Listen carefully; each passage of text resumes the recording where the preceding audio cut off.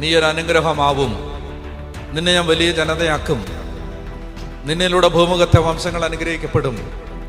ഇത് അബ്രാഹത്തിനും അവൻ്റെ സന്തതികൾക്കും വ്യവസ്ഥകളില്ലാതെ ദൈവം കൊടുത്ത അനുഗ്രഹമാണ്. അതുകൊണ്ടാണ് ഇന്നും കേരളത്തിൻ്റെ അത്രയും പോലും വലിപ്പമില്ലാത്ത ഇസ്രായേൽ എന്ന ഒരു രാജ്യം ലോക രാജ്യങ്ങളോട് ഒറ്റയ്ക്ക് പോരടിച്ച് നേരെ തലനിവർത്തി നിൽക്കുന്നത്. ഈ അനുഗ്രഹം അവർക്ക് ദൈവം കൊടുത്തത് കൊണ്ടാണ്. മനസ്സിലാവുന്നുണ്ടോ? അവരോട് പറയാണ്, നിന്നെ തോൽപ്പിക്കാൻ പറ്റത്തില്ല.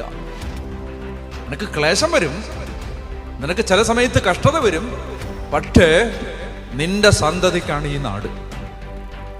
അബ്രാഹത്തിന് കൊടുത്ത അനുഗ്രഹമാണ് എന്ന് പറഞ്ഞാൽ, നീ ഇനി ഇതിനകത്ത് വീഴ്ച വരുത്തിയാലും ഞാൻ ഈ പറഞ്ഞൊക്കെ നിറവേറും.